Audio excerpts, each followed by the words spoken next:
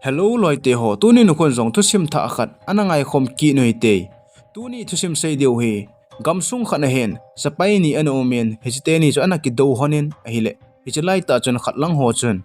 numei chapang kho he phalo nunga khat ni anamanowin ichipnan an nevin ana that ta win hi hitia kho he phalo numei chapang ana that ho la pasal khat pa cho azau pon hichpa chon apon na hle ajengin achang se hi ji chon ima cha na sei thei pon ima cha na lo thei pon hi le numei nu thi zo chon hi che pasal pa chon atha no chon saza mu te na win te tin pan a hin la in hi thusim hi anom hle jengin pot le la zon chan ge na ngai dingin ka hin te me chule aflimin he no mai le description ana vele chun na mu jeng ding hi movie ki pan hen sapai mi nga hi zan khang noya gamla chi pen hoi ki moin ama ho zo che che win a hi la ko sung kha ni aga thung ta win a hi ko sung alu no chon ko sung mi pi te chu an ei mugam ta win amon chang ve ve win a hi la in khana chon nunga mel hoi ta khan hi hin mu ta win amon chang ve win he le nunga no chu mel hoi asbe se jengon sarjon pa chan adei be se jengin ichinu me no chu amu he asipi ta na hi azi chu amu asipi lawa he no me no chu hung ewi nga he la ko sung mi hon a hin he diu ji chen amu asipi na hi le Numei nu cho aki chan wal je chen a ha pen lamen a in sung mi te jong ahung khangam tawe na hi hi jinu nga mel hoi nu he akum hi 21 years bo in laijin hi ti chen anu le apa chen sapai ho ko ma chen ni hla pe wen a tian a taw tho jeng wen a hin la sarjon pa chan dei be se je chen a hin ki punen hung jam do ding a tin hi le anu le pa chen a tu in a za da in numei nu jong aki se vel jengin peng vel jengin hin la sarjon pa jan a thla pon hi ti chen ko sunglang jan a hin puta na hele hi ta nu me nu akipe a eo jing chu ko sung mi hon a hin zata win a hung khang so win a hin la sapai hi ji chen a ki chawin ima lo thei po win nu me nu akipuyu chu a ve tho ta win a hi sapai mi nga ho la chen mi khan hi a pha au men hi chapa men hi erison in hi tia sarjon pa win public asu ugen thi ala wa le Numei chapang hi tia abol chu a ven a tho zo pon a hin la a sarjon ma sanga le na hi je chen ima cha a sei ngam pon ko sung mi hon jong a za da awen a ka o a ven a pun a hle jengin a sarjon pa thu a hi je chen a man jong ima cha thu sei thei lo chen a sarjon pa chon a chen a umin hi ti chen gamla lang chu a zon ta we na hi sepai ho in numei chapang kho he phalo hi tia ki pui mang jeng chu asarjon pawin a dei chat wal ji ham ailawal I pithu ji ham I het no wale tu sim hi azon chan ge I ngai ding win ka hin te mo ve hi chan sin ki khelin phat che sa hen he jalai gam sung a hen not le sa o min not na hen sepai chom a hen sa wa hen sepai chom hi ki nen ama ho sepai hi akito po win hi ti hen zan khan hi erison apan na team ho sau ho hen petroling a hin bolta win hi le petroling bol na wachun not ho chun etek a hin bolta win hi ita etek a hin bol phawn wa chun ma ho jong ahung ki kap tu ta win a ki kap tu naw mun chun erison in ko hom khan he ang ki chulut tan a hi le ahung ki le latan a ki vol manin a noi chu tenel khan he na hi en hi chi tenel hi not ho ai hen not ho chun erison kyang mu phawn wa chun a kyang chu tan pi ding hi ati ta win hi Erison sarjon panjong erison cho hin la do tan a hi le non hon erison keng chu atan man ta po win a hi iti chon ma ho jong ki kap to win a hi le a khon na chu not lang hon a hin da tha ta win a hi le ki kap tu chu a hung thip ta na hi jing ko hi ong hi tan erison tholoi jong a chi phei ki no win wadung pa ma hen a ki dai win iti chon a kholim lim mo win a hi le hi ta den pen wa chen not lang ho chen erison tholoi cha hin kap ki ta na hi le aloi khat pau chu a kap khata win a hi aloi khat kap kha phan wa chu na ma ho jong ki thu ki no win hi ti chen not lang ho chu a kap ta win a hi not lang hon jang da thaki ta win am hon da thla zo wa chen erison aloi pa a kap kha pau chu at kap kha na wa kon than ha lun be se jengin alel hle jeng tan hi ti chen sau langa helicopter hi ahung tan abon chaw chen ahung podo ta win a kiam mun wa chen a ki genuine hi ti chen a ki chol ta win hi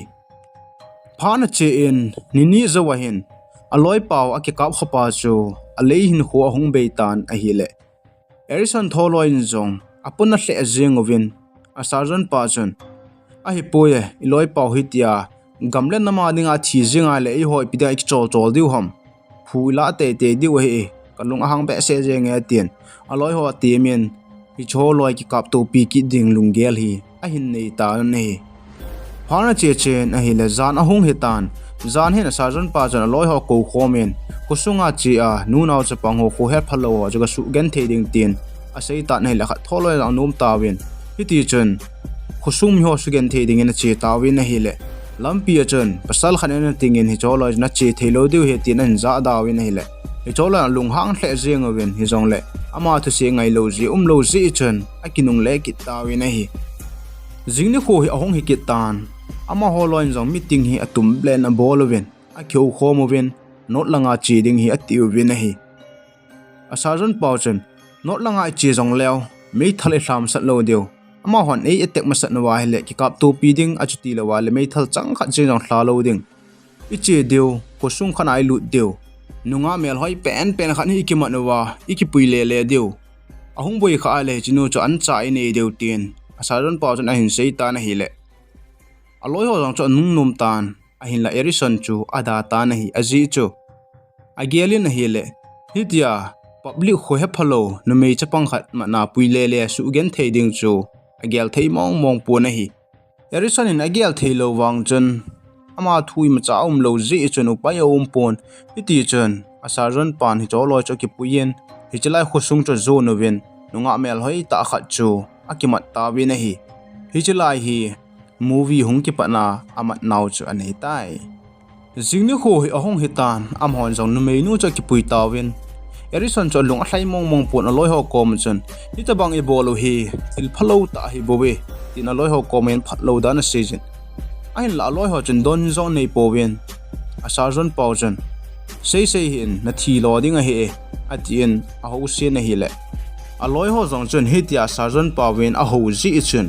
ama hon jong erison to say ni jeni gel po wen erison cho aban a sei be kit loading in a ho thip ta wen hi le erison jong a chang se ma hi ji chun ima cha sei ngam ta pon thip be chan aloi ho nung cho ki zui ta na hi ama ho jong che wen a he le mun khana phaw chan ki chol ta wen hi chlai a phaw chan sarjon pa tholoi aloi ho chan hi jinu mai nu hi not langa ho a hi en hichinu hitia himat den na ilanga le tha ta loading an cha a nei ding alo le ki chip na nei ding tin a sei ta na hi le erison cha lung ahung hang tan hiti chen aloi ho kom a sarjan pau kom chen hitia nu me ni ki chip na hi pi kan ding ham pi phading ham ode na wang si na deu he tin a season a hi le a sarjan pau chu alung ahung hang tan alung han pha na chen nu me nu cha samin manen a kai thowin athil po gi ho chu apu sa en achi sa ta na hi erison in numei nu lung sit wang chen thu nei lo ji chen I ma cha jong a sei thei pon thip be chan amo vet jing in hi numei nu chen keng ko jong ki si pon sendil jong ki si pon keng ki vin hi te chen gamla chen thil gi apo en choloi nung chu azui ta na hi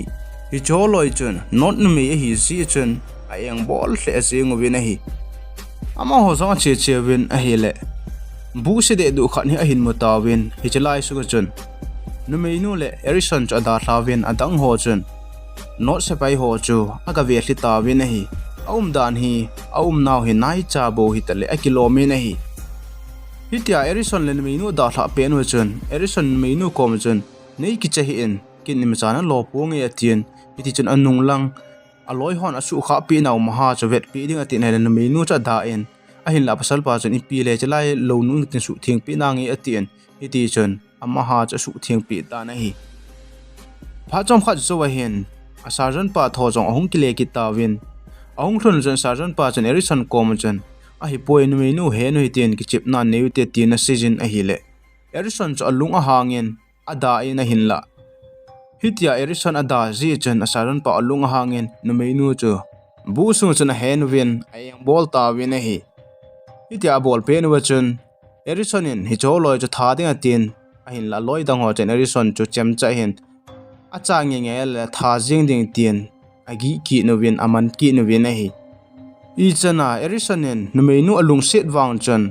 khat tho loi chu ama ho khat a hi ji wa chen asaran pa tu se ngai ji wa chen Erison in za sajon pau tu se angai lewa hele aloi ho hi cho loi chen ama cha tha jing the hi ji chen ama ding na ha sa hle jing in hi ti ja sajon pau tu se chu angai ta na hi ti chen Erison amit mu chen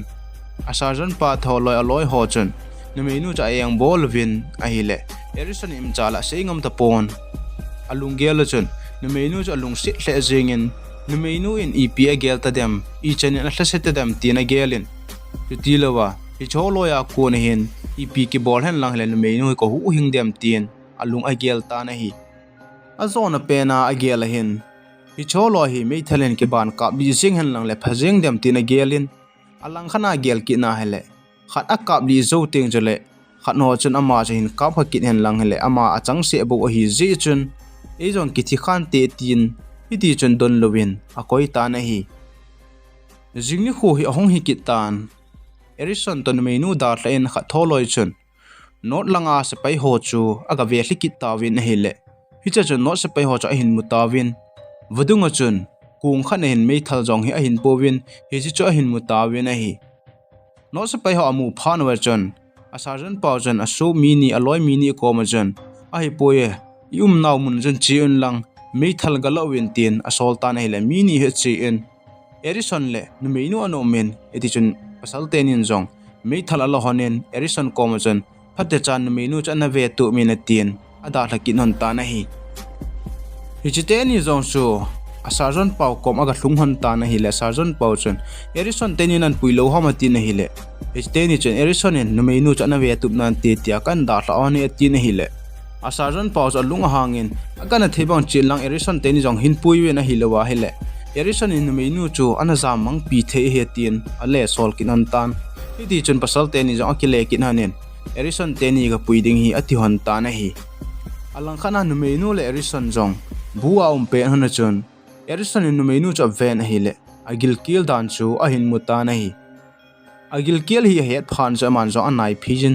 aga howi na hi le nu menu chu aki chle jengin a hongam da pon bang langa chana ki hin jengin na hi ita akicha ji chen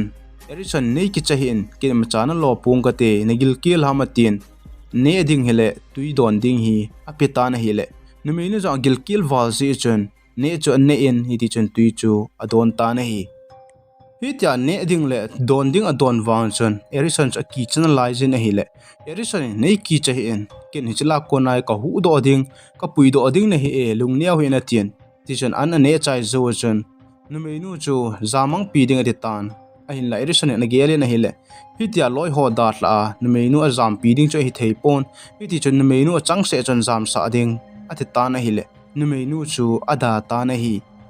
numei nu ada pha na chon aboi hle jengin Erison jang sol te te jin a hin la numei nu chon Erison nei hung tha le tin a gel ki ne na hi hiti hi phan chon Erison na numei nu chu ga tha ding ati ta na hile ita chi gur hon lai ta chon pasal ni hung te ni chun a hin tu khon tan aman ki hon ta na hi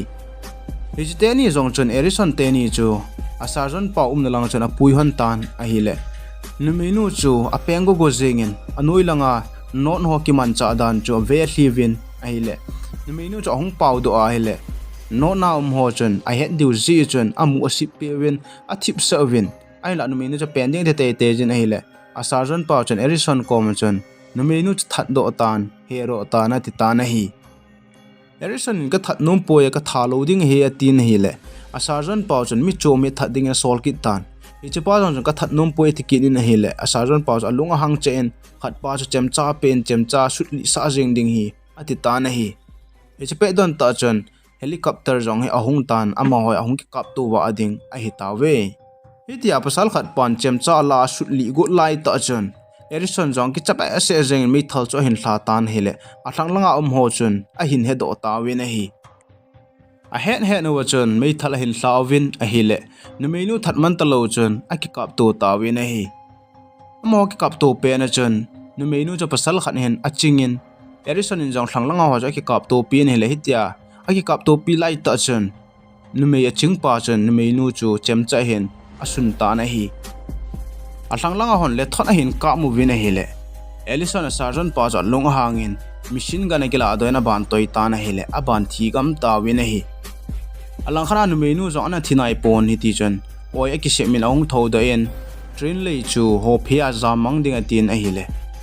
Sergeant Pawen hi chemu do phan jan loi ho cha kap le ding a solin a hi le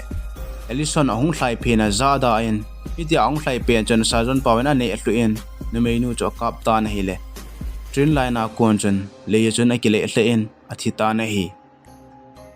pha jom khat zo wa hen aloi hon helicopter a hen tolowin non ho lang che tek ni abol ta win a hi le amo ho chung chun bom hung le hlakhan ti tin aloi ho chun Ellison da thlan azam ta win a hi Ellison ang zam ding atin a hi le alel ji chun thodo thei talawin ti chun den ta na hi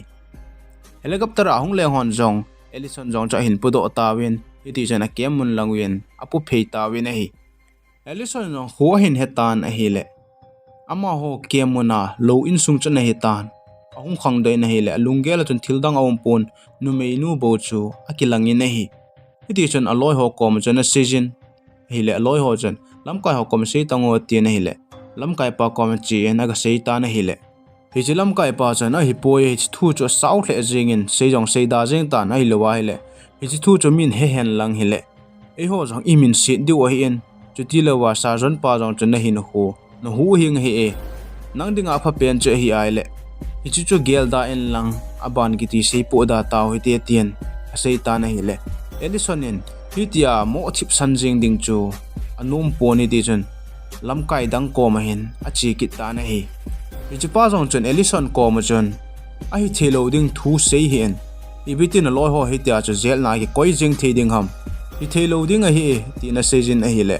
Ellison alung hangin iti zel na ki koi da thei ding ham hi tia Numei chapang a ki chep na wa atha u chu saza amu diu mong hi e ale Numei nu chu Ganhing na hi sa uham mi5 na hi sa aloham ti na sejin a hi le alam kai pa chen a hi poye hi tia na loi ho hi zel ina saza imat sa wa hele nang chunga ang lung hang diu zo ten le nang kyo hilawa na in sung mi te gi an hung boi kha diu he tin a seyin na hi le Ellison chen thu di in keiwang ka ki chapoye hi tia hi nang hon na thip san diu hi a hele hi chi thu hi ken ka hin bol do tho ding he tin ada lata na hi alang khana Sergeant pa le aloi ho jong chun Ellison in hi tia Numei nu thu a che pi chu a hin heta win amo jong kheu khom win Ellison he ki thala wa le hung boi ding hi ati win Ellison jong baruma om pe na hin bom khat ni a le lut pi ta win he le Ellison in hi chu hin mu khel khelin chiti lewa kot ma chu anaki hong a hi ji chun ahung jam do mani na hi Ellison in zong a Sergeant pa tholoi bola hin hetan hi ti chun belcha nel lu na hi a ki choyin a Sergeant pa tholoi na chin nei that go zong leo chun nei that thei po win ate nei that zong leo chun hi chi case chu manglo ding a hi e atien thip be chana da la ta nei le hi chi ni khol chun Ellison chu mun chu min transfer hi a hi ta na hi mun chu ma na hin alungel anom thei mong pon bari na kitungin a hi le hi chi pe don ta chan a captain pa ngin captain pa chun ina ti ham tin ahung dongin a hi le Ellison in zong thil tu ho a season hi cho loi chun Numei khan hi amana win hi chep nan ane yu win a zon en atha no ve tin mit hluput chung chun a season chu ti lowa Numei nu ko ma chen ken hi cho loi ko ma kona ko hu do ding ne hi e lung neu hi en kana tin a hin la ko hu do zo man ta pu ye tin a season a kap ta na hi tia Ellison in a sei chu a captain pa chon apuna ba ase ajingen Ellison kom chon lung neu hi en lung kham hi en ke kum che einin he chi bol de he atin jingni kho hen Numei nu thi na langmun cha zo no win Numei nu thilong hin podo win ahung kile ki ta win a hi kem hong thunu wa hen hi cho loi a Sergeant Paule mi thum ho chu a ko do win saza pe ding a ti win Sergeant pa tailowa mi thum ho chu kum git zen zel nga deu a Sergeant Paul chon kum som zel nga dingin atan lata win a hi chaga amu do the hi a hi le ki ta hin human ding pa hi mu do the na o min a hi chi zawa kon chon Ellison jong alung gel anum dom tan a hin la Numei nu chu a gel do jing ji na lai ji na hi cha hen a movie jong a ki chai tai tuni thu simwa Ellison chu nang ana ki chan le chun na loi ho chuna that jing dem ai lo wa le hi ti chun na ki wa pp jing dem comment an hin sei ding in ka hin ti mi thu sim azon chan hin ngai jo sin na bon chaw chung ki pa thu ka hin sein thu sim tha hong ki taka sin ananga jingoi te thu sim a ki chai tai